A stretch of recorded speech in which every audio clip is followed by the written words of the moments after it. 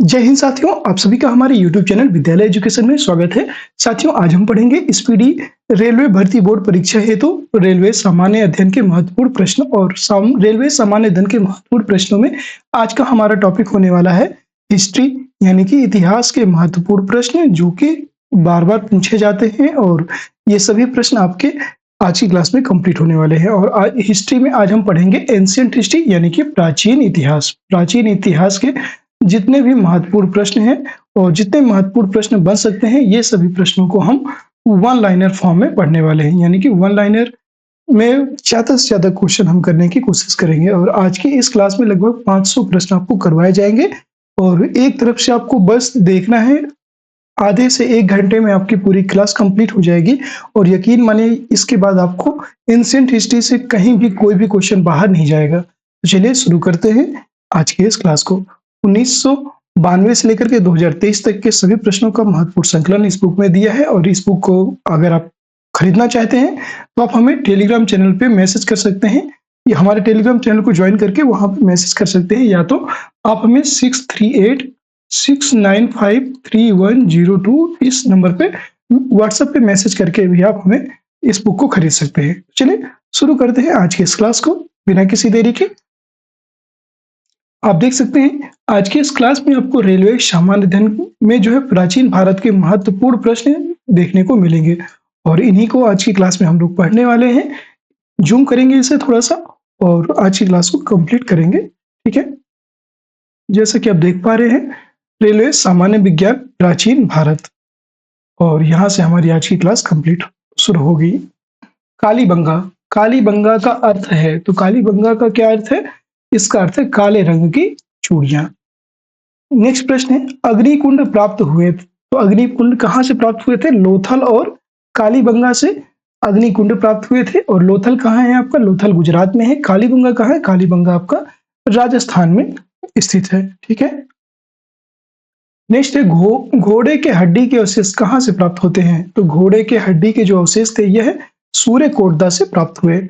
सिंधु घाटी सभ्यता की सबसे बड़ी इमारत कौन सी है? तो सिंधु घाटी सभ्यता की सबसे बड़ी इमारत है मोहनजोदड़ो, जिसकी खोज 1922 में, और मोहनजोदड़ो से प्राप्त है एक अन्नागार। अन्नागार सिंधु घाटी सभ्यता से प्राप्त होता है और यह सिंधु घाटी सभ्यता की सबसे बड़ी इमारत है अन्नागार, याद रखिएगा। अगला प्रश्न है आपका, मोहनजोदड़ो की खोज कब होती है? तो मोहनजोदड़ो की खोज 1922 में राखाल दास बनर्जी जी के द्वारा की गई थी। मोहनजोदड़ो का अर्थ क्या है? मोहनजोदड़ो का अर्थ है मृतकों का टीला, यह मोहनजोदड़ो का अर्थ होता है। अगला प्रश्न है आपका, नर्तकी की कांस्य मूर्ति, जो नर्तकी थी, नर्तकी की कांस्य मूर्ति कहाँ से मिली थी? तो यह मोहनजोदड़ो से प्राप्त होती है, नर्तकी की कांस्य मूर्ति। अगला प्रश्न है आपका, देखिएगा, मोहनजोदड़ो है, तो मोहनजोदड़ो कहाँ स्थित है? यह पाकिस्तान के सिंध प्रांत के लरकाना जिले में सिंधु नदी के तट पर स्थित है मोहनजोदड़ो। अगला प्रश्न है, मोहनजोदड़ो से प्राप्त स्मारक, मोहनजोदड़ो से बृहद स्नानागार प्राप्त हुआ है।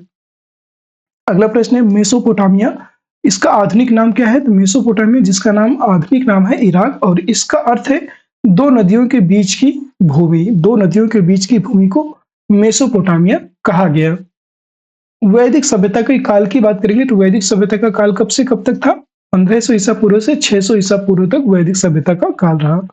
वैदिक सभ्यता का निर्माता या संस्थापक किसे माना जाता है? आर्य। जितने भी आर्य हैं, आर्यों को वैदिक सभ्यता का संस्थापक कहा जाता है।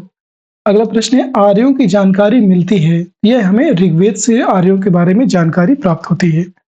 ऋग्वैदिक काल में आजीवन अविवाहित रहने वाली महिलाओं को कहा जाता था। तो आजीवन जो कुंवारी रहती थी या आजीवन अविवाहित रहने वाली महिलाओं को अमाजू कहा जाता था ऋग्वैदिक काल में। आर्य भारत आए थे, तो आर्य भारत 1500 ईसा पूर्व से पहले भारत आए थे। आर्य पहले बसे, यह पंजाब एवं अफगानिस्तान के क्षेत्रों में सबसे पहले आर्य बसे थे। आर्यों का मूल निवास स्थान कहाँ है? तो आर्यों का मूल निवास स्थान यह आपका मध्य एशिया था। आर्यों का मूल निवास स्थान कहाँ था? मध्य एशिया। आर्यों का मुख्य व्यवसाय क्या था? तो आर्यों का मुख्य व्यवसाय था पशुपालन एवं कृषि। नेक्स्ट प्रश्न है, आर्यों की भाषा या पेय पदार्थ थी, तो आर्यों का भाषा की बात करेंगे तो इनकी भाषा थी संस्कृत और पेय पदार्थ था इनका सोमरस। नेक्स्ट प्रश्न है, आर्यों का प्रिय पशु और देवता कौन थे? तो आर्यों का प्रिय पशु घोड़ा था और इनका प्रिय जो देवता है, उनके प्रिय देवता थे इंद्र। इंद्र इनके प्रिय देवता थे और इनका प्रिय पशु था घोड़ा। अगला प्रश्न है, आर्यों का समाज था, तो आर्यों का समाज था पितृ सत्तात्मक या पितृ प्रधान आर्यों का समाज था। आपसे पूछा जा सकता है कि जो हड़प्पा सभ्यता थी, हड़प्पा सभ्यता में तो हड़प्पा सभ्यता का समाज कैसा था? वहां पे मातृ सत्तात्मक था और आर्यों का समाज पितृ प्रधान था। ये दोनों आपको डिफरेंस याद रखना है। अगला प्रश्न, वेदों एवं वेदांगों की संख्या कितनी थी? तो वेद कितने हैं? 4 और वेदांग कितने हैं? 6। ठीक है, सभी को पता होगा, ऋग्वेद, यजुर्वेद, सामवेद और अथर्ववेद, ये 4 वेद हैं, याद रखिएगा। अगला प्रश्न है, सबसे प्राचीन वेद कौन सा है? तो यह है ऋग्वेद और इसमें 1028 सूक्त स्थित है। ठीक है, सम्मिलित है इसमें। ऋग्वेद के संकलनकर्ता कौन थे? तो इनके संकलनकर्ता थे कृष्ण द्वैपायन वेद व्यास। ऋग्वेद ऋचाओं को पढ़ने वाले ऋषि को क्या कहते थे? होत्र। इसको कहा जाता था होत्रा। ऋग्वेद में सर्वाधिक बार वर्णित नदी कौन सी है? तो यह है सिंधु। सिंधु नदी का वर्णन सबसे अधिक बार ऋग्वेद में देखने को मिलता है। ऋग्वेद में वर्णित सबसे पवित्र नदी कौन सी थी? तो यह थी सरस्वती। सरस्वती ऋग्वेद में सम्मिलित या वर्णित सबसे पवित्र नदी थी सरस्वती। अगला प्रश्न है, ऋग्वेद में गंगा एवं यमुना का उल्लेख कितनी बार है? तो यह एक बार गंगा का उल्लेख है और यमुना का 3 बार उल्लेख है, याद रखिएगा। ऋग्वेद में वर्णित प्रमुख देवता कौन थे? तो ये थे इंद्र, जिनको पुरंदर के नाम से भी जाना जाता है। गायत्री मंत्र है, गायत्री मंत्र कहाँ स्थित है? यह ऋग्वेद के 3रे मंडल में गायत्री मंत्र का उल्लेख है।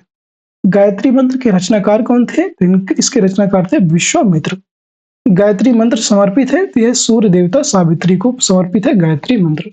10 राग युद्ध कहाँ? 10 राग युद्ध की बात करेंगे तो यह 10 राजाओं का युद्ध था और इसका उल्लेख कहाँ मिलता है? तो यह ऋग्वेद के 7वें मंडल में इसका उल्लेख मिलता है। 10 राग युद्ध लड़ा गया, यह पारुषणी रावी नदी के तट पर सुदास एवं 10 जनों के बीच 10 राग युद्ध लड़ा गया था। अगला प्रश्न है, 8वें मंडल की ऋचाएं कहलाती हैं। तो 8वें मंडल की जो ऋचाएं हैं यह खेल कहलाती हैं। ठीक है, सोम देवता को समर्पित मंडल है 9वां मंडल। ऋग्वेद का 9वां मंडल जो है सोम देवता को समर्पित है। अगला प्रश्न है, ऋग्वेद में सबसे बाद निर्मित मंडल कौन सा है? तो यह 10वां मंडल है जो कि सबसे बाद में निर्मित होता है। अगला प्रश्न है, ऋग्वेद की मूल लिपि थी? तो ऋग्वेद की मूल लिपि थी ब्राह्मी लिपि थी, याद रखिएगा। अगला प्रश्न है, वैदिक काल में किस जानवर को अघन्य ना मारे जाने योग्य माना गया था? तो यह थी आपकी गाय। गाय को वैदिक काल में अघन्य के नाम से जाना जाता था, जिसको न मारे जाने वाला पशु या जानवर माना गया था। ठीक है, अगला प्रश्न है आपका, अगला प्रश्न है, उत्तर वैदिक काल के संबंध में जानकारी मिलती है। तो उत्तर वैदिक काल के जो संबंध में जानकारी हमें सामवेद, यजुर्वेद और अथर्ववेद से प्राप्त होती है। अगला प्रश्न है, गोत्र। गोत्र शब्द की उत्पत्ति कहाँ से होती है? तो गोत्र शब्द की जो उत्पत्ति है यह उत्तर वैदिक काल से प्राप्त होती है। अगला प्रश्न है, उत्तर वैदिक काल के प्रमुख देवता कौन थे? ये थे प्रजापति। प्रजापति उत्तर वैदिक काल के प्रमुख देवता थे। नेक्स्ट है, उत्तर वैदिक कालीन समाज 4 वर्णों में विभक्त था। कौन कौन सा? ब्राह्मण, क्षत्रिय, वैश्य और शूद्र। ये 4 वर्ण थे जिनमें उत्तर वैदिक कालीन समाज 4 वर्णों में विभक्त था। अगला प्रश्न है, इतिहास का पिता कहा जाता है। इतिहास का पिता किसे कहा जाता था? हेरोडोटस को। हेरोडोटस को इतिहास का पिता कहा जाता है। हेरोडोटस निवासी थे, यह यूनान के निवासी थे। हेरोडोटस हेरोडोटस कहाँ के निवासी थे? यह यूनान के निवासी थे। ठीक है, अगला प्रश्न है, पहिया या कृषि का आविष्कार कब होता है? तो यह नवपाषाण काल में पहिए और कृषि का आविष्कार हुआ था। आग का आविष्कार तथा होमोसेपियंस ज्ञानी मानव का उदय हुआ। तो आग का आविष्कार और होमोसेपियंस ज्ञानी मानव का उदय पूरा पाषाण काल में होता है। अगला प्रश्न है, पशुपालन का प्रारंभ कब से होता है? तो यह मध्य पाषाण काल में पशुपालन प्रारंभ हुआ। भीमबेटका है, तो यह एक पुरातात्विक स्थल है भीमबेटका, और यह कहाँ स्थित है? यह आपका एमपी मध्य प्रदेश में स्थित है। भीमबेटका प्रसिद्ध है, यह गुफा शैल चित्रों हेतु भीमबेटका प्रसिद्ध है। भीमबेटका है, तो यह रायसेन जिला मध्य प्रदेश में स्थित है भीमबेटका। विश्व का सबसे प्राचीनतम या प्रथम अभिलेख कौन सा है? यह बोगज कोई अभिलेख है, एशिया माइनर में स्थित है, याद रखिएगा। आदि मानव ने सर्वप्रथम सीखा, तो यह आग जलाना आदि मानव ने सबसे पहले सीखा था। नेक्स्ट क्वेश्चन है, मानव ने सर्वप्रथम प्रयोग किया, तो मानव ने सर्वप्रथम तांबे धातु का प्रयोग किया था। नेक्स्ट क्वेश्चन है, सबसे पहले पालतू बनाया गया, तो कुत्ता को सबसे पहले मानव के द्वारा पालतू बनाया गया था। सिंधु सभ्यता का काल कब से कब तक रहा? तो इसका काल था 2500 ईसा पूर्व से 1750 ईसा पूर्व तक सिंधु सभ्यता का काल माना जाता है, और ये एनसीईआरटी के अनुसार यह काल दिया हुआ है। ठीक है, एनसीईआरटी में भी आपको 2500 से 1750 ईसा पूर्व टाइम देखने को मिलेगा सिंधु सभ्यता का। सिंधु घाटी सभ्यता थी, तो यह आद्य ऐतिहासिक सभ्यता थी, याद रखिएगा। और सिंधु सभ्यता प्रसिद्ध थी, यह नगर नियोजन हेतु सिंधु सभ्यता प्रसिद्ध थी। ठीक है, अगला प्रश्न है, सिंधु सभ्यता की लिपि थी, तो सिंधु सभ्यता की जो लिपि है यह भाव चित्रात्मक थी। नेक्स्ट है, सिंधु सभ्यता के लोगों का व्यवसाय कैसा था? तो इनका व्यवसाय था कृषि। सिंधु वासियों का मुख्य फसल कौन सी थी? यह जौ और गेहूं सिंधु वासियों को मुख्य फसल थी। कपास की खेती प्रारंभ की, तो सिंधु वासियों ने सबसे पहले कपास की खेती प्रारंभ की थी। सिंधु सभ्यता का पूर्वी एवं पश्चिमी पूरा स्थल है, यह पूर्वी स्थल है आपका आलमगीरपुर, मेरठ उत्तर प्रदेश में स्थित है, और पश्चिमी की बात करेंगे तो यह सुल्तानगंज और बलूचिस्तान में स्थित है। अगला प्रश्न है, सिंधु सभ्यता का उत्तरी एवं दक्षिणी पूरा स्थल कौन कौन सा है? तो उत्तरी स्थल है आपका मांडा, अखनूर जम्मू कश्मीर में स्थित है, और दक्षिणी स्थल है दाइमाबाद, अहमदनगर महाराष्ट्र में स्थित है। अगला प्रश्न है, आलमगीरपुर स्थित है, तो यह हिंड नदी के तट पर उत्तर प्रदेश में स्थित है आलमगीरपुर। ठीक है, मांडा स्थित है, तो मांडा चिनाब नदी पर स्थित है, और यह जम्मू कश्मीर में स्थित है मांडा।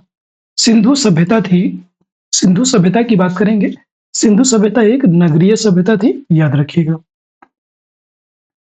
सिंधु सभ्यता का विस्तार था, सिंधु सभ्यता जो थी इसका विस्तार था त्रिभुजाकार, त्रिभुज के आकार का था इसका विस्तार। कैसा था?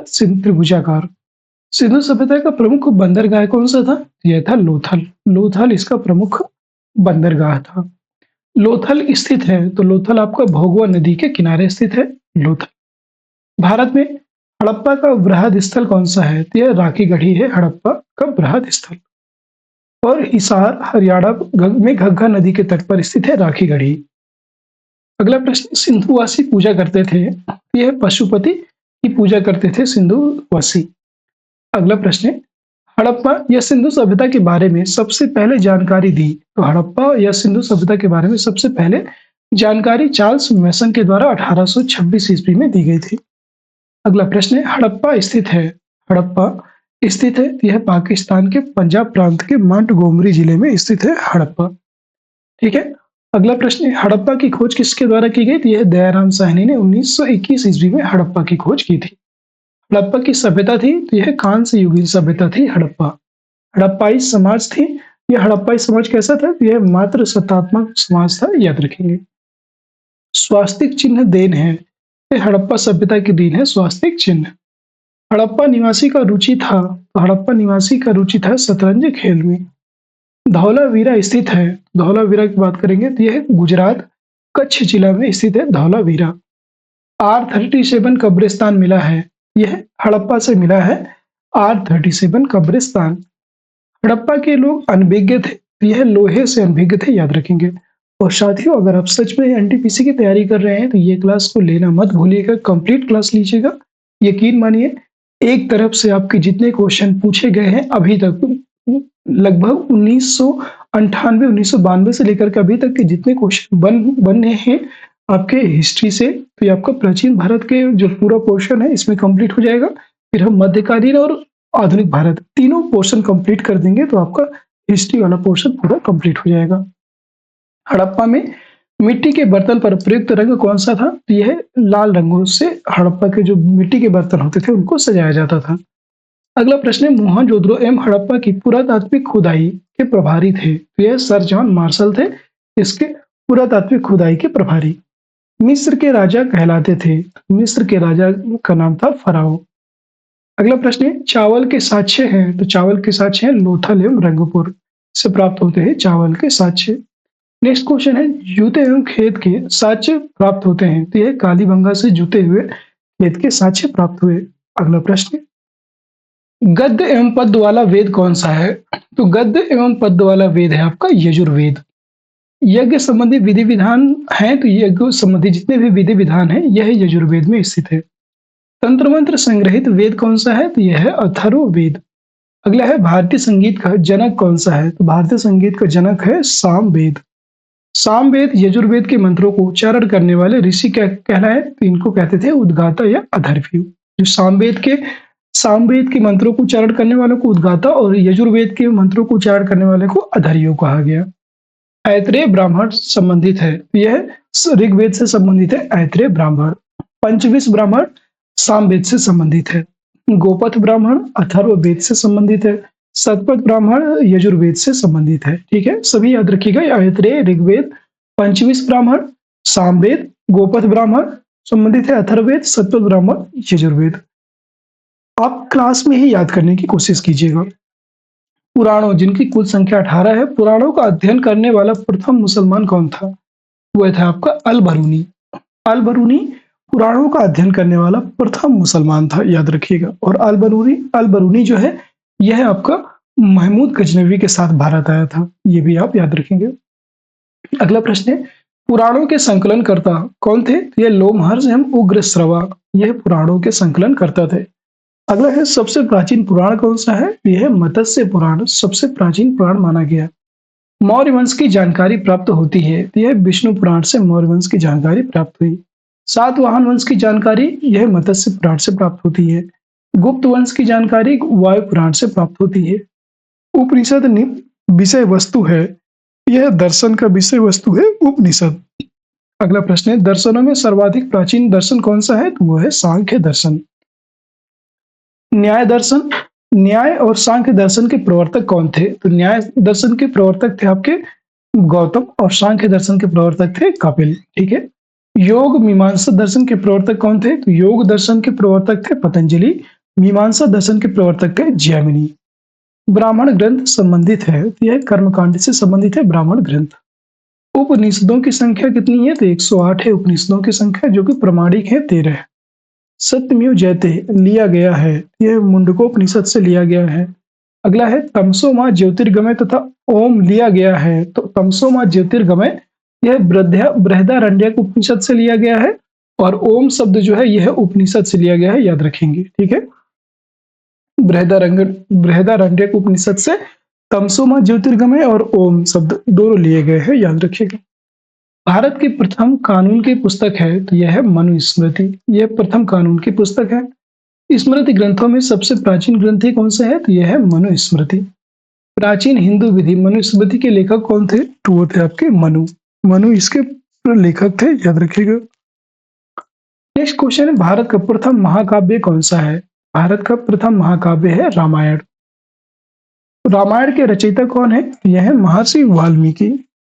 भारत का सबसे बड़ा महाकाव्य कौन सा है? यह है भारत का सबसे बड़ा महाकाव्य महाभारत है। महाभारत के रचयिता कौन है? तो महर्षि वेद व्यास थे। महाभारत का अन्य नाम क्या था? इसका नाम था जय संहिता। महाभारत का फारसी में अनुवाद किस नाम से हुआ था? रज्मनामा नाम से किया गया था, और यह किसने किया था? बदायूनी ने 16वीं शताब्दी में रज्मनामा नाम से महाभारत का फारसी में अनुवाद किया था, याद रखिएगा। अगला प्रश्न है, रामायण का फारसी में अनुवाद कब हुआ था? तो यह बदायूनी ने किया था, याद रखिएगा। 4 वेदों का सम्मिलित रूप क्या है? इसे बोलते हैं संहिता। बुद्ध जन्मे थे, तो यह लुम्बिनी में इनका जन्म हुआ था 563 ईसा पूर्व में। बुद्ध के जन्म का प्रतीक थे, बुद्ध के जन्म का प्रतीक था कमल एवं सांड। बुद्ध की मृत्यु कब हुई? तो बुद्ध की मृत्यु होती है कुशीनगर में 483 ईसा पूर्व में। कुशीनगर स्थित है, यह मल्ल गणराज की राजधानी थी। कुशीनगर यह मल्ल गणराज की राजधानी है, तो यह कुशीनगर उत्तर प्रदेश में स्थित है। बुद्ध की मृत्यु की घटना क्या कहलाता है? इसको कहते हैं महापरिनिर्वाण। बुद्ध के पिता का क्या नाम था? शुद्धोधन, जो कि शाक्य कुल के थे। बुद्ध की माता का क्या नाम था? महामाया देवी, जो कि कोलीय वंश की राजकुमारी थी। अगला प्रश्न, बुद्ध का अन्य नाम था, इनका नाम था सिद्धार्थ या तथागत।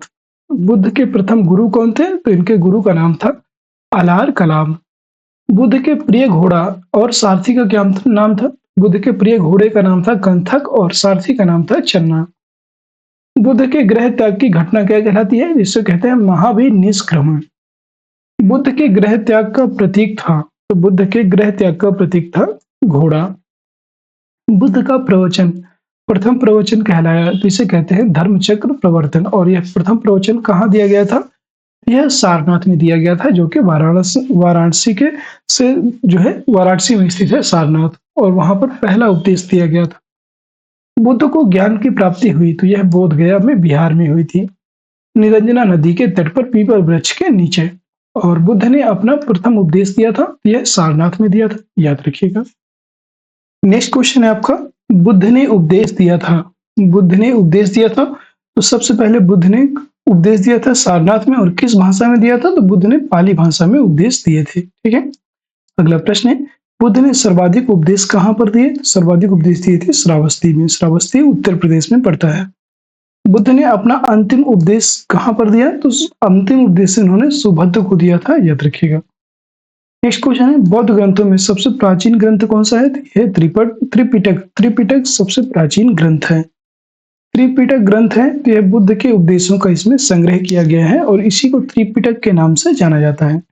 बौद्ध धर्म के त्रिरत्न हैं, 3 रत्न हैं बौद्ध धर्म में, बुद्ध, धम्म और संघ। ये बौद्ध धर्म के 3 त्रिरत्न हैं। अगला प्रश्न है, बौद्ध धर्म ग्रहण करने वाली पहली महिला कौन सी थी? तो प्रथम महिला कौन थी? तो ये थी इनकी मौसी गौतमी।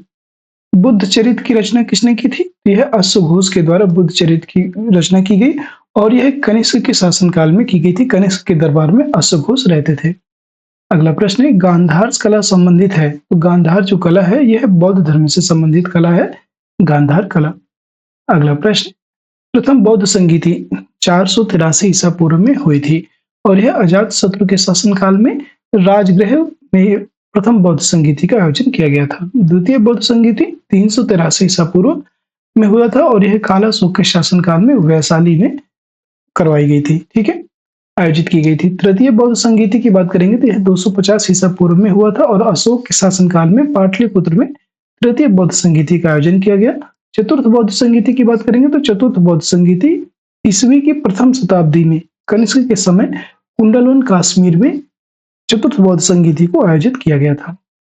बौद्ध संगीति के आयोजन स्थल का क्रम क्या है? सबसे पहले राजगृह है, वैशाली, पाटलिपुत्र और कश्मीर।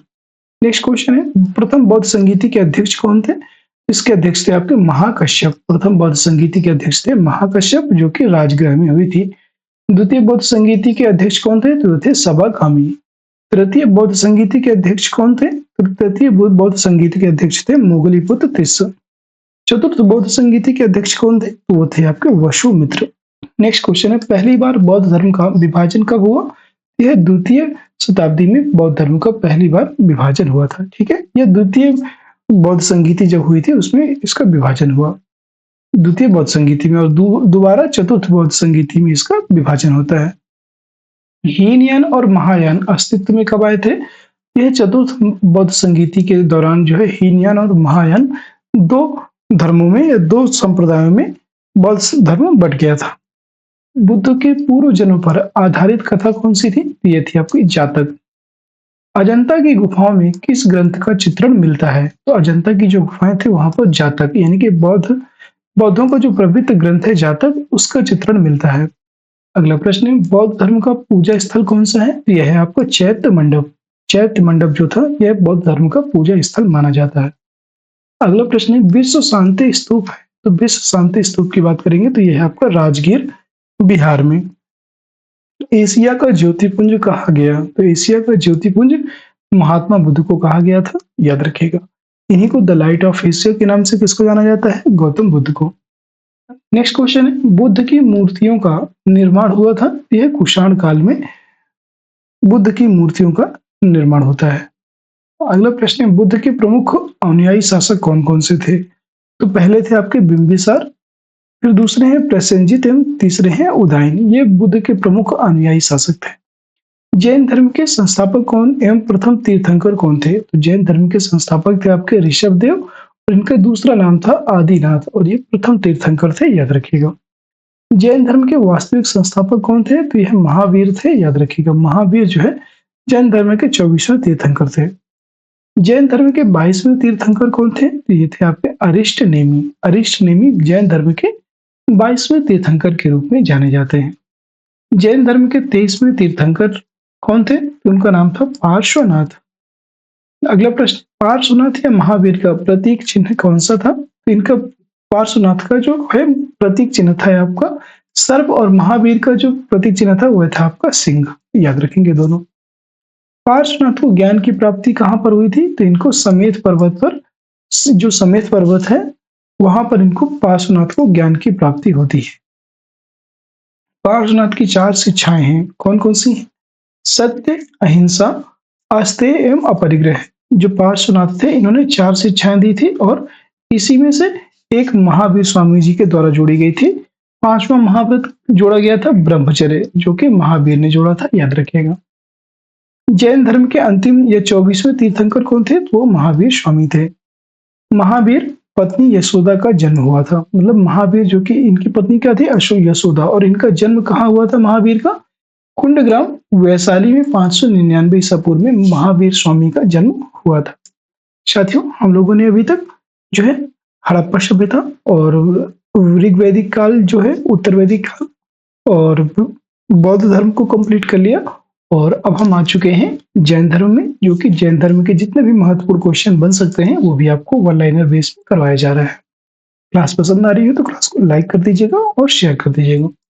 प्रश्न आपका, महावीर की मृत्यु कहाँ हुई थी? तो यह पावापुरी में 468 ईसा पूर्व में महावीर की मृत्यु होती है। नेक्स्ट क्वेश्चन है, महावीर के बचपन का नाम। महावीर के जो बचपन का नाम था वो था वर्धमान। महावीर किस राजघराने में पैदा हुए थे? तो महावीर की बात करेंगे तो यह लिच्छवी राजघराने में पैदा हुए थे। सॉरी, महावीर जो है किस राजघराने में पैदा हुए थे? ये क्षत्रिय राजघराने में पैदा हुए थे। आपको यहाँ पे थोड़ा सा करेक्ट याद रखना है। महावीर के पिता का नाम था सिद्धार्थ, जो कि ज्ञात्र कुल के क्षत्रिय प्रधान थे। महावीर के माता का क्या नाम था? त्रिशला, जो कि लिच्छवी गणराज्य के राजकुमारी थी महावीर की माता। अगला प्रश्न है, रेलवे सामान्य अध्ययन के महत्वपूर्ण प्रश्न आप लोग देख रहे हैं और अगला प्रश्न है आपका, महावीर की पुत्री का क्या नाम था? तो इनकी पुत्री का नाम था अनुजा और प्रियदर्शनी, महावीर की पुत्री का नाम था। महावीर स्वामी को ज्ञान की प्राप्ति हुई थी, यह जंभी ग्राम में रिजुपालिका नदी के तट पर साल वृक्ष के नीचे महावीर स्वामी जी को ज्ञान की प्राप्ति होती है। अगला प्रश्न है, जैन धर्म में पूर्ण ज्ञान के लिए कैवल्य शब्द का प्रयोग किया गया है। ठीक है, जैन धर्म का परम लक्ष्य क्या है? तो मोक्ष की प्राप्ति। जैन धर्म में इसका परम लक्ष्य होता है, जैन धर्म का परम लक्ष्य है मोक्ष की प्राप्ति। अगला प्रश्न है, जैन तीर्थंकर की जीवनी का उल्लेख है, तो यह कल्प सूत्र में इसकी जीवनी का उल्लेख किया गया है जैन तीर्थंकर की। अगला प्रश्न है, महावीर ने प्रथम उपदेश दिया था, यह राजगृह में इन्होंने प्रथम उपदेश दिया था, याद रखिएगा। अगला प्रश्न है, प्रथम शिष्य या अनुयायी कौन था? तो प्रथम शिष्य महावीर स्वामी का प्रथम शिष्य था जमाली, और जो कि इनका दामाद था और यह पहला अनुयायी था। महावीर के शिष्य कहलाए, महावीर के शिष्य और कौन कौन थे? गणधर और गंधर्व, ये दोनों महावीर के शिष्य कहलाए। महावीर और बुद्ध दोनों ने उपदेश दिया था, महावीर और बुद्ध ने दोनों ने उपदेश दिया था मगध नरेश बिंबिसार के शासनकाल में। अगला प्रश्न है, जैन धर्म के त्रिरत्न कौन कौन से हैं? तो इसके त्रिरत्न है सम्यक दर्शन, सम्यक ज्ञान, सम्यक आचरण। नेक्स्ट प्रश्न है, जैन धर्म के 2 संप्रदाय कौन कौन से थे? तो जैन धर्म के 2 संप्रदाय थे, श्वेतांबर एवं दिगंबर। श्वेतांबर संप्रदाय के संस्थापक कौन थे? तो इसके संस्थापक थे स्थूलभद्र। श्वेतांबर संप्रदाय के संस्थापक स्थूलभद्र थे, स से श्वेतांबर और स से स्थूलभद्र, ये आपको याद रखना है। दिगंबर संप्रदाय के संस्थापक कौन थे? तो ये थे आपके भद्रबाहु दिगंबर संप्रदाय के संस्थापक थे। नेक्स्ट क्वेश्चन है, जैन तीर्थंकरों की जीवनी है, तो जैन तीर्थंकर जितने भी हैं उनकी जीवनी है कल्पसूत्र में जैन तीर्थंकरों की जीवनी को लिखित किया गया है। अगला है, जैन साहित्य को कहा जाता है, तो जितने भी जैन साहित्य होते हैं उनको आगम कहा जाता है, याद रखिएगा। प्रथम जैन सभा यह 300 ईसा पूर्व में हुई थी पाटलिपुत्र में, और स्थूलभद्र की अध्यक्षता में प्रथम जैन सभा का आयोजित किया गया। दूसरी जैन सभा है 512 ईस्वी में बल्लभी यानी कि गुजरात में देवर्षि क्षमा श्रवण की अध्यक्षता में दूसरी जैन संगीतिका या जैन सभा का आयोजन किया गया था।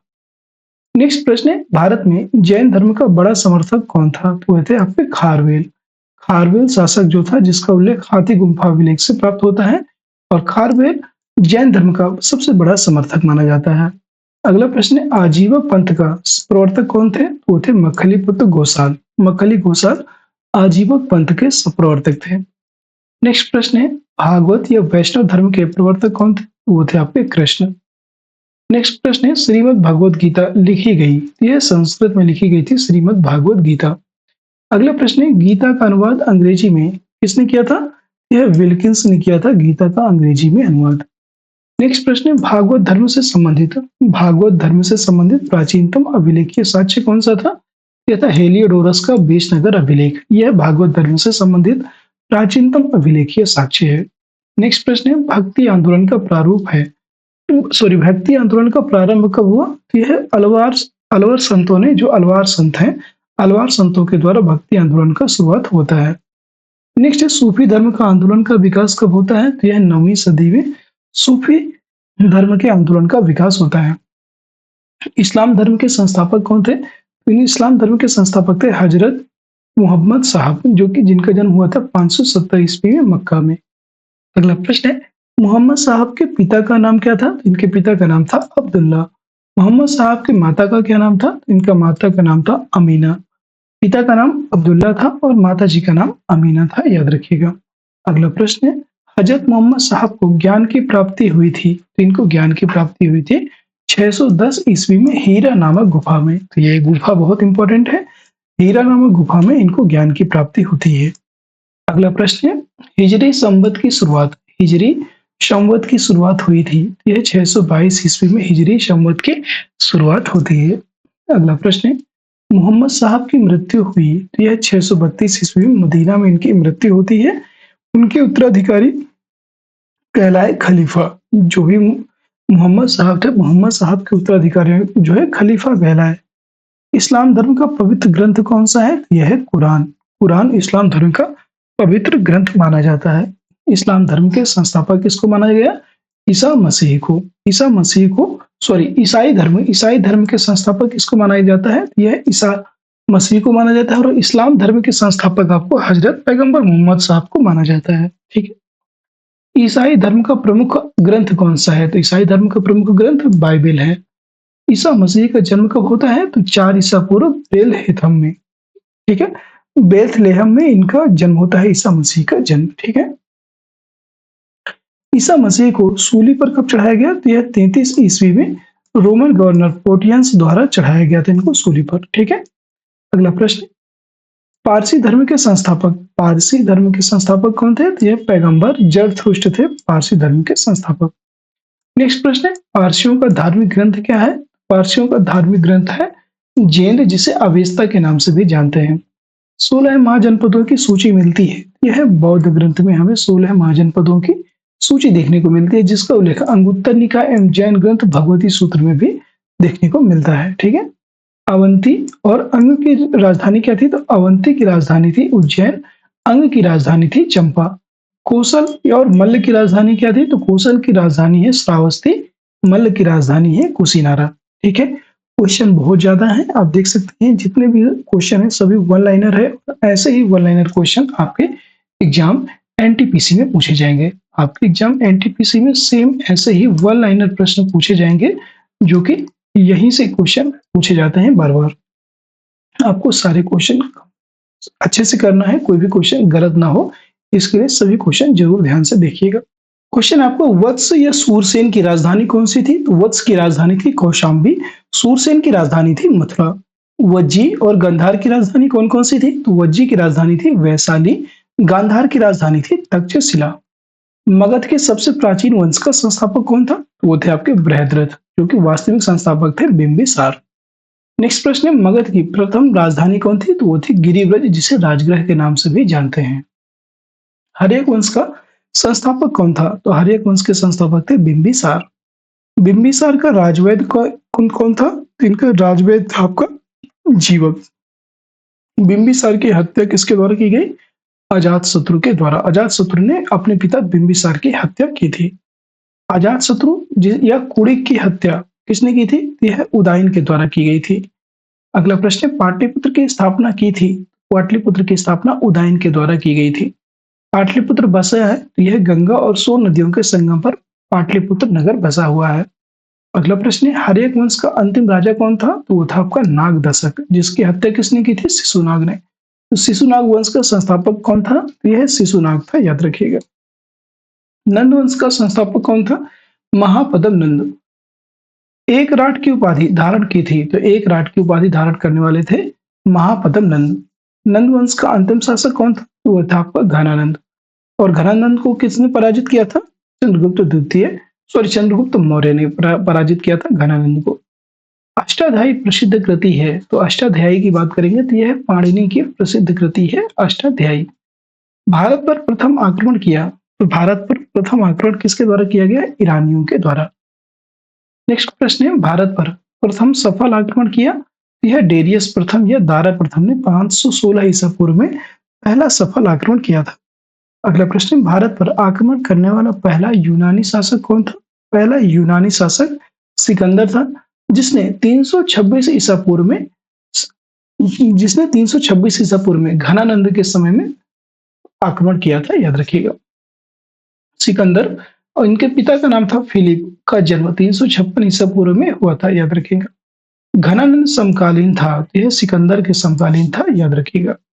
सिकंदर की मृत्यु हुई, यह 323 ईसा पूर्व में बेबीलोन में सिकंदर की मृत्यु हो जाती है। अगला प्रश्न, सेलुकस निकेटर था। सेलुकस निकेटर सिकंदर का सेनापति था। सेलुकस निकेटर सिकंदर, जो कि जिनके गुरु थे अरस्तु, इन सिकंदर का घोड़ा, यह क्या नाम था? बुकाफेला। सिकंदर के जो घोड़े का नाम था वो था आपका बुकाफेला। सिकंदर और पोरस के बीच युद्ध कहलाता है, तो इसी को कहते हैं हाइडेस्पेसिज या झेलम या बितस्ता का युद्ध कहा जाता है। और ये सिकंदर और पोरस के मध्य झेलम नदी के तट पर हुआ था। अगला प्रश्न है, मौर्य वंश का संस्थापक कौन था? मौर्य वंश के संस्थापक थे चंद्रगुप्त मौर्य। मौर्य वंश की प्रचलित मुद्रा क्या थी? तो इसकी प्रचलित मुद्रा थी पर्ण। सुदर्शन झील का निर्माण करवाया गया था, तो यह चंद्रगुप्त मौर्य ने सुदर्शन झील का निर्माण करवाया था।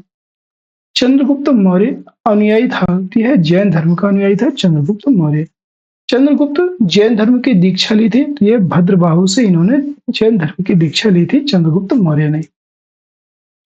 अगला प्रश्न है, चंद्रगुप्त मौर्य के गुरु एवं महामंत्री कौन थे? इनका नाम था चाणक्य। अगला प्रश्न है, चाणक्य के अन्य नाम कौन कौन से हैं? तो इसके अन्य नाम है विष्णुगुप्त और कौटिल्य। प्रश्न है आपका, कौटिल्य रचित अर्थशास्त्र की पुस्तक संबंधित है। यह राज्य राजनीति से संबंधित है। कौटिल्य द्वारा लिखित पुस्तक अर्थशास्त्र, जिसकी तुलना मैकियावेली की पुस्तक द प्रिंस से की जाती है। जो मैकियावेली की पुस्तक प्रिंस है, इससे की जाती है अर्थशास्त्र नामक पुस्तक की तुलना। भारत का मुक्तिदाता कहा जाता है, जो है चंद्रगुप्त मौर्य को भारत का मुक्तिदाता के नाम से जाना जाता है। अगला प्रश्न है, भारत का मैकियावेली कहा गया? तो यह चाणक्य को कहा गया भारत का मैकियावेली। नेक्स्ट प्रश्न है, जस्टिन ने सैंड्रोकोट्स कहा? तो यह चंद्रगुप्त मौर्य को कहा था। नेक्स्ट प्रश्न है, विशाख दत्त समकालीन थे? तो यह चंद्रगुप्त मौर्य के समकालीन थे विशाख दत्त। विशाख दत्त की प्रसिद्ध कृति कौन सी है? प्रसिद्ध पुस्तक कौन सी है? मुद्रा राक्षस। अगला प्रश्न है, मुद्रा राक्षस नाटक के रचयिता हैं? तो यह है विशाख दत्त। चंद्रगुप्त मौर्य के दरबार में आने वाला प्रसिद्ध यूनानी था, तो वो था आपका मेगास्थनीज। इसकी पुस्तक का नाम है इंडिका। मेगास्थनीज था, यह सेल्यूकस निकेटर का राजदूत था मेगास्थनीज। नेक्स्ट प्रश्न है, सेल्यूकस को पराजित किया था? तो यह चंद्रगुप्त मौर्य ने 305 ईस्वी में सेल्यूकस निकेटर को पराजित किया। चंद्रगुप्त का विवाह हुआ था? तो यह सेल्यूकस की पुत्री कार्नेलिया से, जिसका नाम था हेलन, इसके साथ ही चंद्रगुप्त मौर्य का विवाह हुआ था। अगला प्रश्न है, चंद्रगुप्त मौर्य की मृत्यु हुई? यह 298 ईसा पूर्व में चंद्रगुप्त मौर्य की मृत्यु हो जाती है और श्रवणबेलगोला कर्नाटक में उपवास के द्वारा, इसी को हम संथारा पद्धति कहते हैं। ठीक है, इसी को संथारा या संलेखना विधि द्वारा प्राण त्यागना कहते हैं। ठीक है, संलेखना विधि के द्वारा इन्होंने अपने प्राण त्यागे थे। ठीक है, और यह जैन धर्म में ही लागू होती है, और जो कि अब वर्तमान में इसको बंद किया जा चुका है। तो संलेखना या संथारा विधि के द्वारा इन्होंने उपवास द्वारा अपने प्राण त्याग दिए थे श्रवणबेलगोला, कर्नाटक में।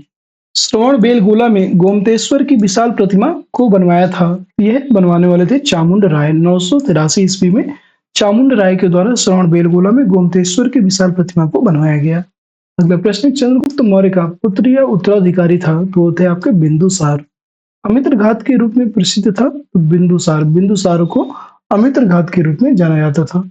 डाइमेकस भारत आया, डाइमेकस जो है ये भारत आया था बिंदुसार के समय। बिंदुसार अनुयायी था, यह आजीवक संप्रदाय का अनुयायी था बिंदुसार। बिंदुसार का पुत्र या उत्तराधिकारी कौन था, वो थे आपके अशोक। अशोक मगध की राजगद्दी पर बैठा 269 ईसा पूर्व, 269 बीसी में अशोक मगध की गद्दी पर बैठा। अशोक ने धम्म स्वीकार किया था। यह कलिंग युद्ध जो कि 261 ईसा पूर्व में हुआ था, इसके बाद अशोक ने धम्म की नीति को स्वीकार किया गया। नेक्स्ट प्रश्न है, अशोक ने बौद्ध धर्म के प्रचार के लिए श्रीलंका भेजा था, तो अपने पुत्र महेंद्र एवं पुत्री संघमित्रा को बौद्ध धर्म के प्रचार हेतु श्रीलंका भेजा था।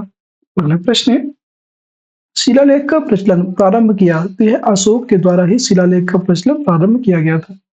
शिलालेख में प्रयुक्त भाषा थी प्राकृत। शिलालेख में प्रयुक्त भाषा कौन सी थी, प्राकृत। नेक्स्ट प्रश्न है, शिलालेख में प्रयुक्त लिपि थी, तो शिलालेख में प्रयुक्त लिपि की बात करेंगे तो यह ब्राह्मी, खरोष्ठी, ग्रीक तथा अरेमाइक लिपि। सर्वाधिक ब्राह्मी लिपि का प्रयोग होता था, और ये सभी जो लिपियां थी शिलालेख में प्रयुक्त होती थी। अगला प्रश्न है, खरोष्ठी लिपि लिखी जाती है, यह दाएं से बाएं ओर लिखी जाती है खरोष्ठी लिपि। ब्राह्मी लिपि लिखी जाती है तो यह बाएं से दाएं लिखी जाती है, और जो कि देवनागरी की तरह लिखी जाती है। अगला प्रश्न है, अशोक के शिलालेख यानी कि संख्या 14 नंबर जो है, तो 14वें शिलालेख की खोज सर्वप्रथम किया टी पेंथेलर ने 1750 में। ठीक है, अगला प्रश्न है, अशोक का सबसे लंबा स्तंभ लेख है, यह 7वां स्तंभ लेख सबसे लंबा लेख है, सबसे लंबा स्तंभ लेख है।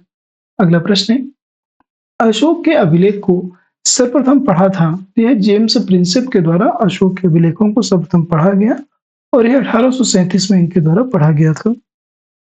नेक्स्ट प्रश्न है, अशोक का सबसे छोटा स्तंभ लेख कौन सा है। अशोक का सबसे छोटा स्तंभ लेख यह है रुमिनदेई अभिलेख। अशोक का नाम अशोक है, अशोक का नाम अशोक है। यह मास्की अर्थात आंध्र प्रदेश में गुर्जरा मध्य प्रदेश अभिलेख में इस अशोक का नाम अशोक देखने को मिलता है। अभिलेखों में अशोक को कहा गया, तो अभिलेखों में अशोक को कहा गया था देवानाम प्रिय, देवानाम प्रिय, प्रियदर्शी।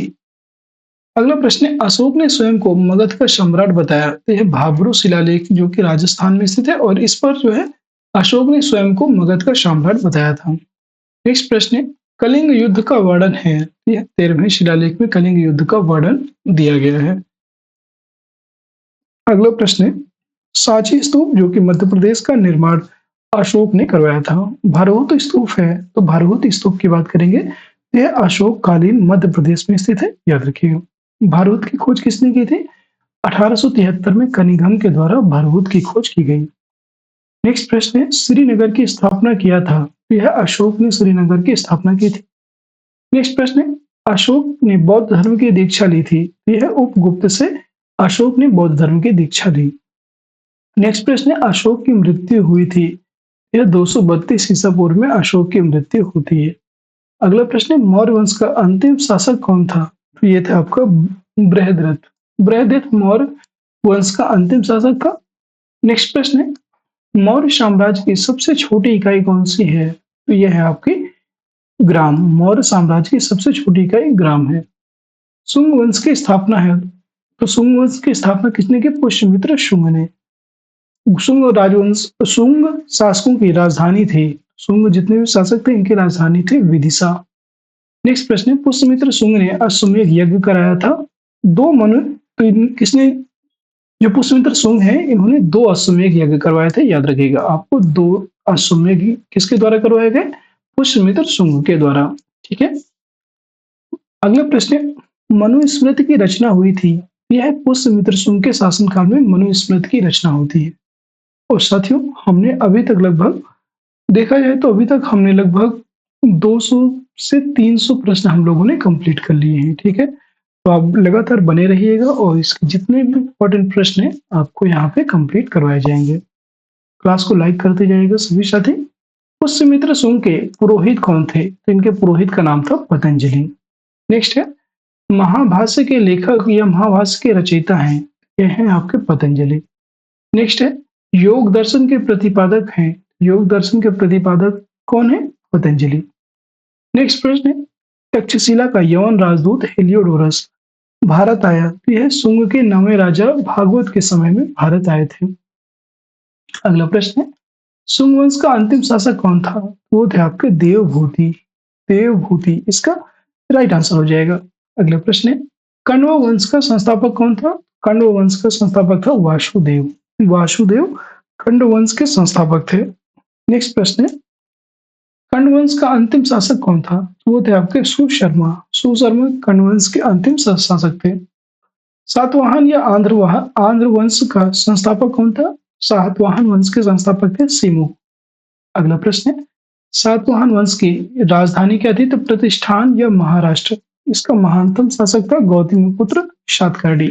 सातवाहन वंश के महत्वपूर्ण शासकों में से एक है। अगला प्रश्न है, सीसा का सिक्का चलवाया। तो शीशे का जो सिक्का चलवाने का श्रेय है यह है सातवाहन शासकों ने शीशे के सिक्के चलवाए थे।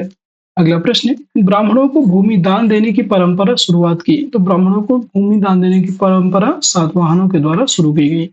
सातवाहनों की भाषा या लिपि थी? तो इनकी भाषा थी प्राकृत या ब्राह्मी। कलिंग उड़ीसा के चेदी राजवंश का संस्थापक कौन था? वो थे आपके महामेघवाहन। महामेघवाहन ने चेदी वंश के संस्थापक थे, याद रखेंगे। अगले प्रश्न, चेदी वंश का शक्तिशाली शासक कौन था? तो वो थे आपके खारवेल। खारवेल चेदी वंश के सबसे शक्तिशाली शासक थे। अगले प्रश्न, हाथी गुम्फा शिलालेख उत्कीर्ण कराया था। यह कलिंग नरेश खारवेल ने उत्कीर्ण करवाया था, याद रखिएगा। हाथी गुम्फा शिलालेख स्थित है, यह उदयगिरी पहाड़ी में भुवनेश्वर उड़ीसा में स्थित है। भारत पर आक्रमण करने वाले विदेशी थे। भारत पर आक्रमण करने वाले विदेशी थे हिंदू, यूनानी, शक, पहलव, कुषाण। ये सभी भारत पर आक्रमण करने वाले विदेशी थे। इंद यूनानियों की राजधानी थी, तो इनकी राजधानी थी साकल। नेक्स्ट है, भारत में सर्वप्रथम सोने के सिक्के जारी किए गए। यह हिंदू, यूनानी, इंडो ग्रीक शासकों के द्वारा इंडो ग्रीक शासक जितने भी थे हिंदू, यूनानी, इन्होंने सर्वप्रथम सोने के सिक्के जारी किए। अगला प्रश्न है, सैनिक शासन व्यवहार में लाया। तो सैनिक शासन व्यवहार में लाया ग्रीकों ने, याद रखेंगे।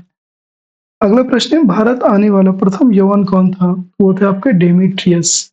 डिमेट्रियस प्रथम यवन थे, याद रखिएगा।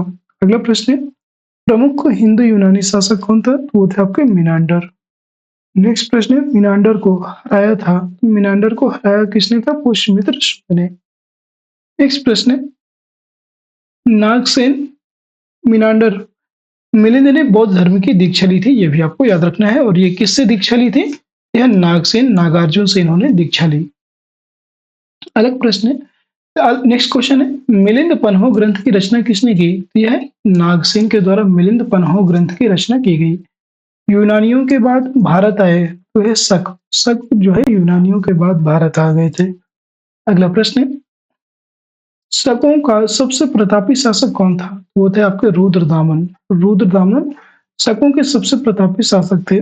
नेक्स्ट प्रश्न, सुदर्शन झील का जीर्णोद्धार किसने करवाया था? यह रुद्रदामन ने करवाया था। नेक्स्ट प्रश्न है, संस्कृत में जारी पहला अभिलेख कौन सा है? यह आपका जूनागढ़ या गिरनार अभिलेख, जो कि संस्कृत में जारी पहला अभिलेख है, याद रखिए। अगला प्रश्न है, जूनागढ़ अभिलेख से संबंधित है। तो यह मौर्यों से संबंधित है, याद रखिए। जूनागढ़ अभिलेख संबंधित है मौर्यों से। पहला, यह पार्थियन की राजधानी तक्षशिला थी। कुषाण वंश का संस्थापक कौन था? तो वह है आपका कुषाण वंश के संस्थापक थे कुजुल कैडफिसस। अगला प्रश्न, कुषाण वंश का प्रसिद्ध शासक कौन था? कुषाण वंश के प्रसिद्ध शासकों में आपका आ जाएगा कनिष्क। कनिष्क कुषाण वंश के प्रसिद्ध शासक थे। कनिष्क की पहली राजधानी कौन सी थी? इनकी पहली राजधानी थी पुरुषपुर। अगला प्रश्न है, कनिष्क या कुषाणों की दूसरी राजधानी कौन सी थी? ये थी आपकी मथुरा। कनिष्क अनुयायी थे, कनिष्क की बात करेंगे तो कनिष्क अनुयायी थे महायान संप्रदाय के बीच के, ठीक है। कनिष्क जो है महायान संप्रदाय के अनुयायी थे। अगला प्रश्न है, कनिष्क के दरबारी में थे, तो कनिष्क के दरबारी कवियों में बात करेंगे तो ये थे आपके नागार्जुन, अश्वघोष, वसुमित्र और चरक। इनके चरक के द्वारा चरक संहिता लिखी गई थी, ठीक है। तो कनिष्क के दरबारी में प्रमुख कवि थे, याद रखिएगा। अगला प्रश्न, आयुर्वेद के जनक माना जाता है, यह थे आपके चरक। चरक को आयुर्वेद का जनक माना जाता है। भारत का आइंस्टीन कहते हैं, भारत का आइंस्टीन कहते हैं नागार्जुन को, याद रखें। अगला प्रश्न, शून्यवाद के प्रवर्तक थे, तो शून्यवाद के प्रवर्तक थे आपके नागार्जुन। नागार्जुन ने ही शून्यवाद का प्रवर्तन किया था। अगला प्रश्न, सिल्क मार्ग को आरंभ कराया, यह कनिष्क ने आरंभ करवाया था, याद रखिएगा। शक संवत चलाया, तो शक संवत कब चलवाया गया? कनिष्क ने 78 ईस्वी में शक संवत चलाया था। अगला प्रश्न, राष्ट्रीय कैलेंडर आधारित है, यह शक संवत पर आधारित है, राष्ट्रीय कैलेंडर आधारित। अगला प्रश्न, राष्ट्रीय कैलेंडर का प्रथम माह होता है, यह प्रथम माह कौन सा होता है? चैत का। अगला प्रश्न है, विक्रम संवत की शुरुआत कब होती है? विक्रम संवत की शुरुआत होती है 58 ईसा पूर्व से, ठीक है। 58 ईसा पूर्व में विक्रम संवत की शुरुआत होती है और 78 ईसा पूर्व में शक संवत की शुरुआत होती है। अगला प्रश्न, बुद्ध की मूर्ति का निर्माण होता है, यह कुषाण काल में इनकी मूर्तियों का निर्माण किया गया। बाल विवाह प्रथा प्रारंभ हुई, यह बाल विवाह प्रथा कुषाण काल में प्रारंभ हुई थी, याद रखिएगा। अगला प्रश्न है, गांधार शैली फली फूली, यह कुषाण काल में सबसे अधिक गांधार शैली का विकास हुआ था, याद रखेंगे। और यह कनिष्क के शासन काल में सबसे अधिक इसका विकास हुआ। अगला प्रश्न, शुद्ध सोने के सिक्के चलवाए, याद रखेंगे शुद्ध सोने के सिक्के चलवाने वाले थे कुषाण। कुषाण शासकों ने शुद्ध सोने के सिक्के चलवाए थे। अगला प्रश्न, प्राचीनतम सिक्का कहलाता है, प्राचीनतम सिक्का कहलाता है, यह आहत सिक्के कहलाते हैं, याद रखिएगा, ठीक है। अगला प्रश्न है आपका, कुषाण वंश का अंतिम शासक था, तो कुषाण वंश के अंतिम शासक थे वासुदेव। वासुदेव कुषाण वंश के अंतिम शासक थे। नेक्स्ट है आपका, गुप्त वंश का संस्थापक था, तो गुप्त वंश के संस्थापक कौन थे? श्रीगुप्त। श्रीगुप्त गुप्त वंश के संस्थापक थे, ये आपको याद रखना है, ठीक है। गुप्त वंश का वास्तविक संस्थापक कौन थे? वास्तविक संस्थापक थे आपके चंद्रगुप्त, याद रखेंगे। चंद्रगुप्त प्रथम गुप्त वंश के वास्तविक संस्थापक थे। गुप्त संवत चलाया, गुप्त प्रथम ने 319 ईस्वी में गुप्त संवत चलाया था। प्रश्न है आपका, चंद्रगुप्त प्रथम का उत्तराधिकारी है, तो चंद्रगुप्त प्रथम का उत्तराधिकारी थे समुद्रगुप्त।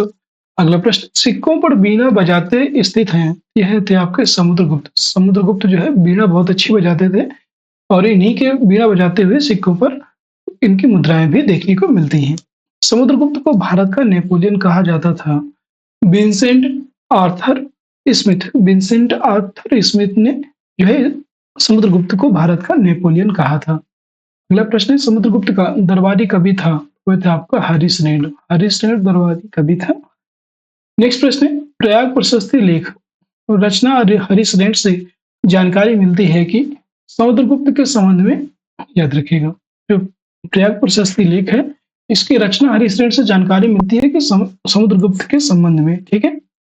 अगला प्रश्न, समुद्र का उत्तराधिकारी हुआ, समुद्रगुप्त का उत्तराधिकारी कौन था? चंद्रगुप्त द्वितीय।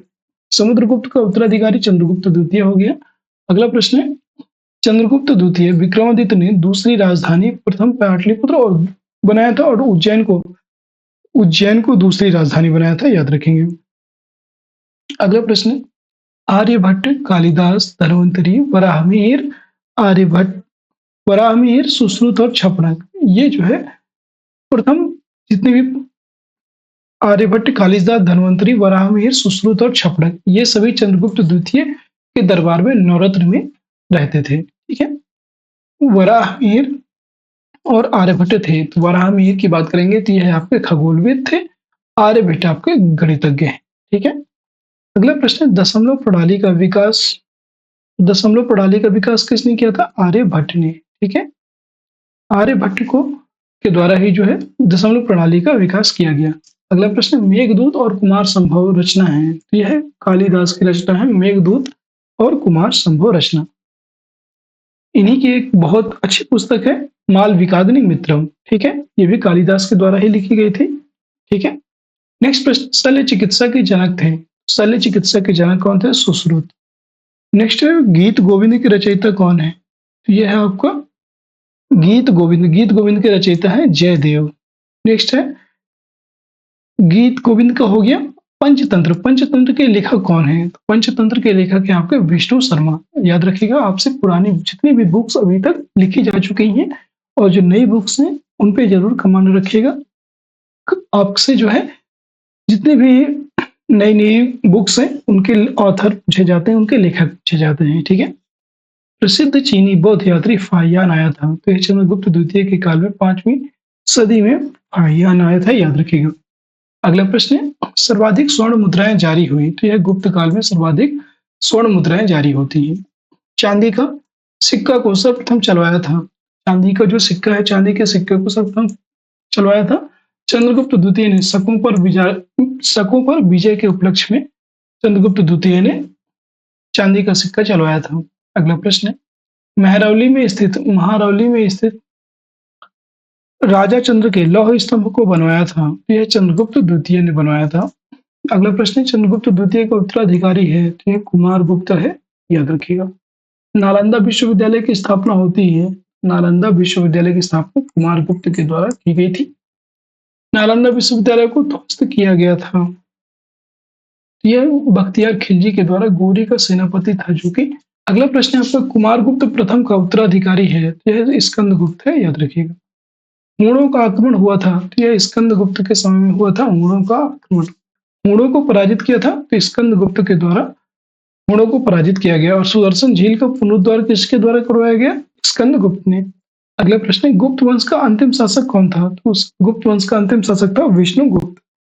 गुप्त काल की राजकीय भाषा क्या थी? तो इसकी राजकीय भाषा थी संस्कृत। अगला प्रश्न, गुप्त काल में भूमि राजस्व दर कितना था? तो उपज का 1/6 भाग भूमि राजस्व दर। ठीक है। अगला प्रश्न आपका, प्राचीन भारत का स्वर्ण युग किसको कहा जाता है? तो प्राचीन भारत का स्वर्ण युग गुप्त काल को कहा जाता है। मंदिर बनाने की कला का जन्म होता है, तो यह गुप्त काल में मंदिर बनाने की कला का जन्म हुआ। गुप्तकालीन रजत मुद्राएं कहलाती थी, तो यह रूपक कहलाती थी। याद रखिएगा। गुप्तकालीन स्वर्ण मुद्राएं कहलाती थी, तो यह दीनार कहलाती थी। जो गुप्तकालीन स्वर्ण मुद्राएं थी इनको दीनार कहा जाता था। याद रखिएगा। पुष्यभूति या वर्धन वंश का संस्थापक कौन था? वो था आपका पुष्यभूति। वास्तविक संस्थापक था प्रभाकर वर्धन। अगला प्रश्न, प्रभाकर वर्धन का पुत्र कौन था? वो था आपका राजवर्धन और राज्यवर्धन व हर्षवर्धन। नेक्स्ट प्रश्न है, हर्षवर्धन जिसका अन्य नाम था शीलादित्य ने अपनी राजधानी थानेश्वर से स्थापित किया था। थानेश्वर से इन्होंने अपनी राजधानी को, हर्षवर्धन जिनका अन्य नाम शीलादित्य है, इन्होंने अपनी राजधानी थानेश्वर से कन्नौज को स्थापित कर दिया था। याद रखिएगा। अगला प्रश्न, भूमि देने की सामंती प्रथा का प्रारंभ किसने किया? वो थे आपके हर्षवर्धन।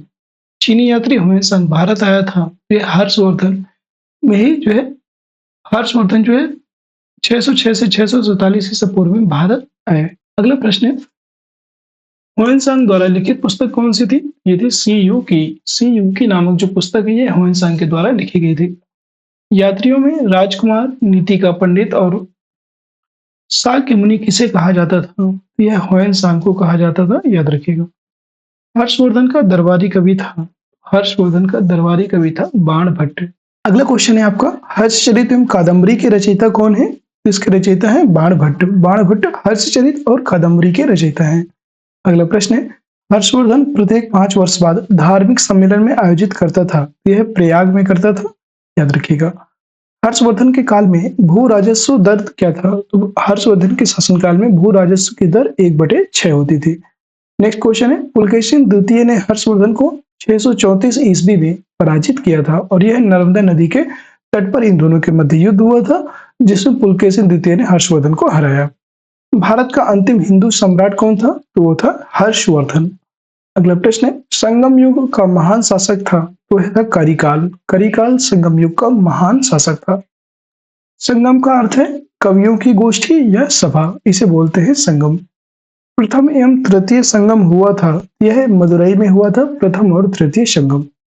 द्वितीय संगम हुआ था, यह कपाटपुरम अलवय में द्वितीय संगम हुआ था, पहला और तृतीय मदुरई में हुए थे। प्रथम संगम के अध्यक्ष कौन थे? ये थे अगस्त्य ऋषि, प्रथम संगम के अध्यक्ष थे। द्वितीय संगम के अध्यक्ष कौन थे? ये भी अगस्त्य ऋषि थे। तृतीय संगम के अध्यक्ष थे नक्कीरर। नक्कीरर जो है तृतीय संगम के अध्यक्ष थे। अगला प्रश्न, तीनों संगमों का आयोजन किया गया था, यह पांड्य राजाओं के संरक्षण में तीनों संगमों का आयोजन किया गया। नेक्स्ट प्रश्न है, संगम साहित्य से किन तमिल प्रदेशों का विवरण प्राप्त होता है? चोल, चेर और पांड्य तीन तमिल प्रदेशों का विवरण प्राप्त होता है। अगला प्रश्न है, चोल राज्य का प्रमुख शासक कौन था? वो था करिकाल। करिकाल चोल राज्य का प्रमुख शासक था। अगला प्रश्न है, पुरी के जगन्नाथ मंदिर यानी कि नागर शैली का निर्माण करवाया था, यह अनंत वर्मन चोड़गंग ने पुरी के जगन्नाथ मंदिर जो कि नागर शैली में बना हुआ है, इसका निर्माण करवाया था अनंत वर्मन चोड़गंग ने। अगला प्रश्न है, भुवनेश्वर में लिंगराज मंदिर का निर्माण किसने करवाया? यह सोमवंशी राजा ययाति केसरी के द्वारा भुवनेश्वर में लिंगराज मंदिर का निर्माण करवाया और यह उड़ीसा राज्य में है। अगला प्रश्न है, कोणार्क के सूर्य मंदिर जिसे ब्लैक पैगोडा के नाम से भी जानते हैं, कोणार्क के सूर्य मंदिर को बनवाया था, यह नरसिंह देववर्मन प्रथम ने बनवाया था 13वीं सदी में। तिरुपति मंदिर है, तिरुपति मंदिर की बात करेंगे तो यह आंध्र प्रदेश में स्थित है तिरुपति मंदिर। अंकोर वाट का विष्णु मंदिर स्थित है, यह कंबोडिया में स्थित है, याद रखिएगा। नटराज मंदिर स्थित है चेन्नई में। मीनाक्षी मंदिर स्थित है मदुरई में। पांड्य वंश की राजधानी थी, तो पांड्य वंश की राजधानी थी मदुरई। पांड्य वंश, ये बहुत बार पूछा गया है क्वेश्चन, पांड्य वंश की राजधानी कहाँ थी? मदुरई। पल्लव वंश का संस्थापक कौन था? विष्णु सिंह विष्णु। सिंह विष्णु पल्लव वंश का संस्थापक था, याद रखिएगा।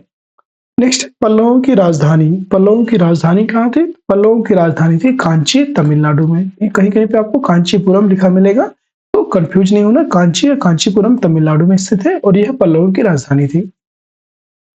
अगला प्रश्न है, महाबलीपुरम के रथ मंदिरों यानी कि सप्त पैगोड़ा का निर्माण किसके द्वारा करवाया गया? पल्लव शासक नरसिंह वर्मन प्रथम ने इसका निर्माण करवाया था। अगला प्रश्न है, कांची के कैलाश मंदिर तथा महाबलीपुरम के तट मंदिर का निर्माण करवाया, यह नरसिंह वर्मन द्वितीय ने करवाया था। पल्लव वंश का अंतिम शासक कौन था? वह अपराजित था। अपराजित पल्लव वंश का अंतिम शासक था। चालुक्यों की तीन शाखाएं कौन कौन सी थी? कल्याणी चालुक्य, वातापी चालुक्य और वेंगी चालुक्य, ऐसे याद रख सकते हैं।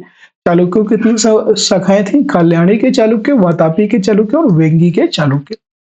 वातापी के चालुक्य का संस्थापक कौन था? वो थे आपके जयसिंह। वातापी बादामी के चालुक्य कौन? वातापी और बादामी के चालुक्य कौन थे? तो इनकी राजधानी वातापी थी और इसका महान शासक था पुलकेशिन द्वितीय। पुलकेशिन द्वितीय से संबंधित जानकारी मिलती है, तो इसकी जानकारी हमें रवि कीर्ति के ऐहोल जो कि कर्नाटक अभिलेख से प्राप्त होती है, पुलकेशिन द्वितीय के बारे में जानकारी। हर्षवर्धन को हराया था, तो हर्षवर्धन को हराया था पुलकेशिन द्वितीय ने 634 ईस्वी में। अगला प्रश्न है, बादामी या वातापी के चालुक्य वंश का अंतिम शासक कौन था? वो थे आपके कीर्तिवर्मन द्वितीय। कीर्तिवर्मन द्वितीय इसके अंतिम शासक थे। अगला प्रश्न है, वेंगी के चालुक्य का संस्थापक कौन था? वेंगी के चालुक्य के संस्थापक कौन थे? ये थे वेंगी जो कि आंध्र प्रदेश से संबंधित है, आंध्र प्रदेश के हैं वेंगी। होयसल वंश का संस्थापक कौन था? होयसल वंश के संस्थापक थे विष्णुवर्धन। होयसल वंश की राजधानी कहाँ थी? द्वार समुद्र में होयसल वंश की राजधानी थी। द्वार समुद्र का अन्य नाम कौन था? तो यह है हलेबीडु। कहीं कहीं पे होलीबीडु या हलेबीडु कर्नाटक में स्थित है द्वार समुद्र, और इसकी राजधानी यह होयसल वंश की राजधानी थी द्वार समुद्र। होयसल वंश का अंतिम शासक कौन था? यह बल, इसका नाम था बल, और होयसल वंश के संस्थापक विष्णुवर्धन, अंतिम शासक बल थे। अगला प्रश्न है, राष्ट्रकूट वंश का संस्थापक कौन था? राष्ट्रकूट वंश के संस्थापक थे दंती दुर्ग। नेक्स्ट प्रश्न है, राष्ट्रकूट वंश की राजधानी थी, राष्ट्रकूट वंश जो है इसकी राजधानी थी मान्यखेट। एलोरा व एलिफेंटा का निर्माण हुआ था, यह राष्ट्रकूटों ने करवाया था एलोरा व एलिफेंटा गुफाओं का निर्माण। अजंता एवं एलोरा गुफाओं कहाँ स्थित है? यह महाराष्ट्र में स्थित है। बौद्ध गुफा मंदिरों के लिए प्रसिद्ध है, तो यह बौद्ध गुफा मंदिरों के लिए अजंता की गुफाएं प्रसिद्ध हैं। बौद्ध, हिंदू एवं जैन धर्म से संबंधित गुफाएं कौन सी हैं? यह एलोरा में स्थित है। सर्वाधिक हिंदू गुफाएं हैं यहाँ पर। एलोरा के कैलाश मंदिर द्रविड़ शैली का निर्माण करवाया था। यह राष्ट्रकूट शासक कृष्ण प्रथम ने करवाया था। अगला प्रश्न है, त्रिमूर्ति शिव के लिए विख्यात गुफा कौन सी है? वह है एलिफेंटा। एलिफेंटा गुफा जो है त्रिमूर्ति शिव के लिए विख्यात है। राष्ट्रकूट वंश का अंतिम शासक कौन था? वह था कृष्ण तृतीय। राष्ट्रकूटों के पतन के बाद कल्याणी के चालुक्य वंश की स्थापना की थी। यह तैलप द्वितीय ने कल्याणी के चालुक्य वंश की स्थापना की थी। अगला प्रश्न है, कल्याणी के तैलप द्वितीय ने अपनी राजधानी कहाँ बनाया था? मान्यखेड़। मान्यखेड़ अपनी राजधानी बनाया था तैलप द्वितीय ने। कल्याणी के चालुक्य वंश का सबसे प्रतापी शासक कौन था? वह विक्रमादित्य चतुर्थ था। सॉरी, विक्रमादित्य सिक्स था, याद रखिएगा। विज्ञानेश्वर, विज्ञानेश्वर थे, यह विक्रमादित्य चतुर्थ के दरबार में थे विज्ञानेश्वर। हिंदू विधि ग्रंथ मिताक्षरा की रचना किसने की थी? तो हिंदू विधि ग्रंथ मिताक्षरा की रचना विज्ञानेश्वर ने की थी, याद रखिएगा। चोल वंश का संस्थापक कौन था? विजयालय। चोल वंश के संस्थापक थे आपके विजयालय। विजयालय की राजधानी थी यह तंजौर या तंजावुर में स्थित थी विजयालय की राजधानी। चोल वंश का प्रमुख शासक कौन था? वो थे राजराज प्रथम। तंजौर के बृहदेश्वर या राजराजेश्वर के शिव मंदिर को बनवाया था, यह राजराज प्रथम ने बनवाया था। श्रीलंका पर विजय प्राप्त की, यह राजराज प्रथम ने श्रीलंका पर विजय प्राप्त की थी। क्वेश्चन इंपॉर्टेंट है, याद रखिएगा। ठीक है, नेक्स्ट प्रश्न है, चोल काल में भूमि कर था, चोल काल में भूमि कर था उपज का 1/3। चोल काल में विष्णु के उपासक कौन थे? वो थे अलवार। अलवार जितने संत जो थे वो विष्णु के उपासक थे। चोल काल में शिव के उपासकों को क्या कहा जाता था? ये थे नैनार। शिव के उपासक नैनार कहलाए और विष्णु के उपासक अलवार कहलाते थे। नटराज की कांस्य मूर्तियां हैं, तो नटराज की कांस्य मूर्तियां चोल काल की है। नौसैनिक शक्ति के लिए प्रसिद्ध था, तो यह चोल जो है नौ शक्ति के लिए प्रसिद्ध था। मंदिर निर्माण कला में विमान शैली का प्रचलन हुआ था, तो यह चोल वंश के शासन में विमान शैली का प्रचलन हुआ था। अगला प्रश्न है, स्थानीय स्वशासन विशेषता थी, तो चोल वंश के स्थानीय स्वशासन की विशेषता थी। अगला है, गंगईकोंड चोलपुरम। गंगईकोंड चोल कहा जाता है, यह राजेंद्र प्रथम को कहा जाता है। चोल वंश का अंतिम शासक कौन था? राजेंद्र तृतीय। राजेंद्र तृतीय चोल वंश के अंतिम शासक थे। पाल वंश, अब चोल के बाद आया पाल वंश। पाल वंश के संस्थापक कौन थे? ये थे गोपाल। पाल वंश के संस्थापक गोपाल थे। पाल वंश की राजधानी क्या थी? तो पाल वंश की राजधानी थी मुंगेर। मुंगेर बिहार में पड़ता है और यह पाल वंश की राजधानी थी। पाल वंश का प्रतापी शासक कौन था? वो थे धर्मपाल। विक्रमशिला विश्वविद्यालय जो कि भागलपुर के में स्थित है और इसकी स्थापना धर्मपाल ने 770 से लेकर के 810 ईस्वी में करवाया था। ठीक है, पाल वंश का अंतिम शासक कौन था? मदन पाल। पाल वंश के अंतिम शासक मदन पाल थे। सेन वंश की स्थापना किसने की थी? यह सामंत सेन ने की थी। सेन वंश की स्थापना। सेन वंश की राजधानी क्या थी? तो सेन वंश की राजधानी थी नदिया लखनौती। हिंदी में अपना अभिलेख उत्कीर्ण कराने वाला प्रथम राजवंश कौन था? तो वह था आपका सेन वंश, जिसने हिंदी में अपना अभिलेख उत्कीर्ण करवाया था। सेन वंश का अंतिम शासक कौन था? लक्ष्मण सेन। बंगाल का अंतिम हिंदू शासक कौन था? वो था आपका लक्ष्मण सेन। लक्ष्मण सेन के दरबार में, लक्ष्मण सेन के दरबार के विद्वान थे, तो इसके विद्वान थे जयदेव। जयदेव ने कौन सी पुस्तक लिखी थी? गीत गोविंद। लोहार वंश का संस्थापक कौन था? तो लोहार वंश के संस्थापक थे संग्राम राज। हर्ष शासक था, हर्ष की बात करेंगे तो हर्ष लोहार वंश का शासक था, याद रखेंगे। हर्ष का दरबारी कवि कौन था? तो हर्ष के दरबारी कवि थे कलहण। हर्ष के दरबारी कवि थे कलहण, याद रखेगा। कश्मीर के इतिहास के बारे में जानकारी मिलती है, तो यह कलहण रचित राजतरंगिणी से कश्मीर के बारे में या कश्मीर के इतिहास के बारे में जानकारी प्राप्त होती है। लोहार वंश का अंतिम शासक कौन था? वो था आपको जय सिंह। इतना आपको उम्मीद है कि क्लास पसंद आ रही होगी और नेक्स्ट क्वेश्चन की तरफ चलेंगे।